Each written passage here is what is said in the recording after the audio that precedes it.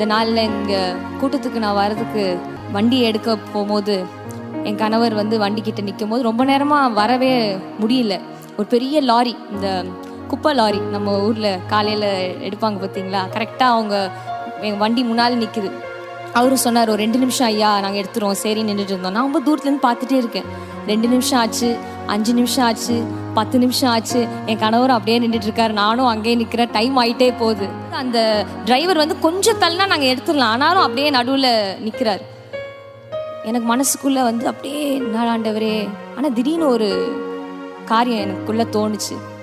இந்த 5 நிமிஷம் நம்ம வேஸ்ட் பண்ணக்கூடாதுன்னு சொல்லி குடுகுடுன்னு வேகமாக போனேன். அப்போ தான் அந்த டிரைவர் பக்கத்தில் அந்த லாரி கரெக்டாக அவர் உட்காந்து தான் இருக்கார், உள்ள லாரிக்குள்ளே உட்காந்துருக்காரு.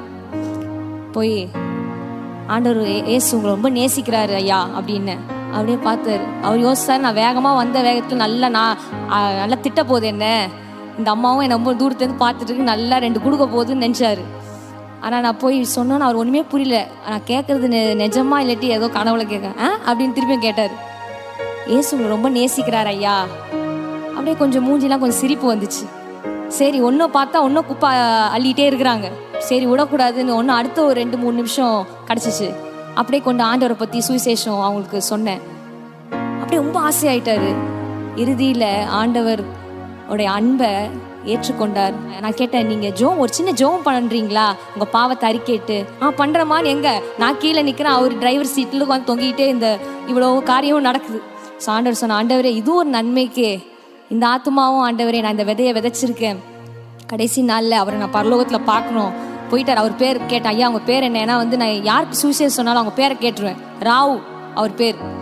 ஆட்டோக்காரனுக்கும் சரி, எங்கே போனாலும் ஐயோ அவரை நம்ம ஒரு வாட்டி தான் வாழ்க்கையில் சந்திக்கிறோம், இதுக்கப்புறம் நம்ம பார்ப்போமா பார்க்க மாட்டோமா நம்மளுக்கு தெரியாது, அந்த வாய்ப்பை நம்ம விட்டுறவே கூடாது.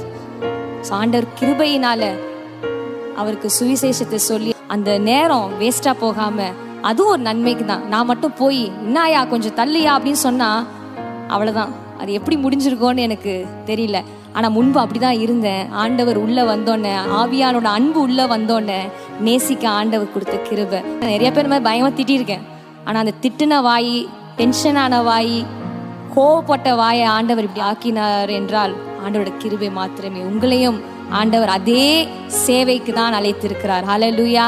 நான் முழு நேர ஊழியத்தில் தான் இருக்கணும்னு இல்லை, நீங்கள் எங்கே போனாலும் யாரை பார்த்தாலும் ஆண்டவரை முழு இருதயத்தோடு நேசிக்கணும், நான் பிறனையும் நேசிக்கணும். 2வது கட்டளை அதுதான். பிறன் யாரு? இந்த உலகத்தில் நம்ம சுற்றி இருக்கிற எல்லா ஆத்மாக்களும், நம்மளை சுற்றி இருக்கிற நேபர்ஸ், நம்ம எதிர்த்த வீட்டுக்காரவங்க, போகிறவங்க வரவங்க எல்லாரும் நீங்கள் போகும்போது ஆண்டவரே இவங்க எல்லாம் நீங்கள் ரட்சிங்க, இவங்க எல்லாரும் நான் பரலோகத்தில் பார்க்கணும், எப்படியா அவங்க வார்த்தையை சொல்லணும்.